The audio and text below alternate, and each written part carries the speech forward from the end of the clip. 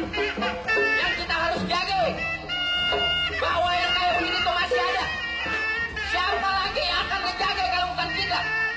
Kita tonjolin bahwa budaya-budaya lain tuh enggak kita perlu. Kita harus bisa main pukul. Bang, bulan roa jangan dihitung, baca rawi pelan-pelan. Kita malu sama arwah Bang Pitung, Bang, kalau Betawi gak bisa main pukulan, Bang. Akan tetapi, walaupun nampak tergerus oleh zaman, masih ada upaya dari para pemuda Betawi dalam melestarikan seni bela diri ini.